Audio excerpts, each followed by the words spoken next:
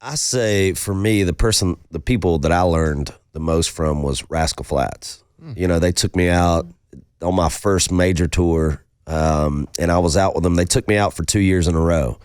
The first year I was the opener, and it was me, Blake Shelton, and Flatts. And then the next year it was just me and Flatts. And, you know, those guys were just great to me. I mean, I really, Gary was the one that I kind of like really hit it off with. And, you know, every night I was out there watching these guys and you know, just kind of learned what it was like to tour and kind of do it on that level. Because at the time, I mean, those guys were as big as it got, you know, and I learned a lot from absolute them. favorites. Absolute favorite. I've probably seen like 37 shows. It was great. I mean, it's ridiculous. I learned more from those guys than I did from anybody for sure. What is the kind of stuff that you learn? Like for radio, if I try to learn from radio people, which I do, I'll call like other people that do a morning show.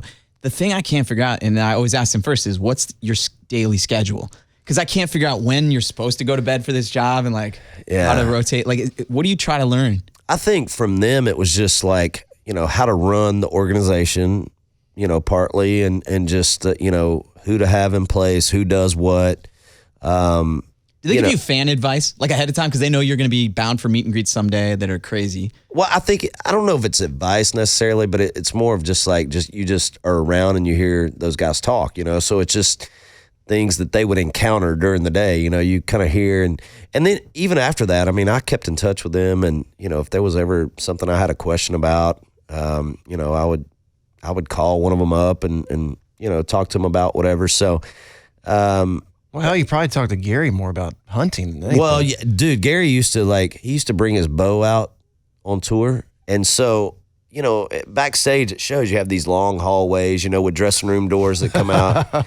And he would have a target set up at the end of the hallway and be shooting his bow like through the hallway. It's they like, started man, the what tour if with 50 people and then it ended the tour with 30. It's like, man, if you came out, you know, if you were in a hurry and ran out of the room, you know, you may have an arrow buzzing by your head. It was wild, but it was fun, man. Those guys were great. And like I said, just, you know, show wise, like how they put on their show, you know, I was a fan. So I think as an artist, man, you can never stop learning. So I was always out there watching what they were doing, and I learned a lot from them. Did you learn how to bedazzle your jeans?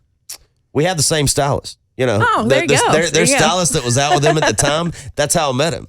So, you know, now he's my guy, but no bedazzle for me. Is that now? What about now? Your opening acts, because some of your opening acts are superstars in their own right. Yeah.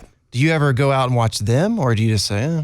No, usually what I do with them is, you know, it's kind of hard because if I go out front, you know, and watch them, obviously, you know, you got fans on the side of the stage and they're going to kind of like see us, and it almost like causes a little bit of a commotion, you know, and it kind of, it's right, it steals their show. And so I don't want to do that. So we have video screens set up backstage where we're filming the show. Mm-hmm.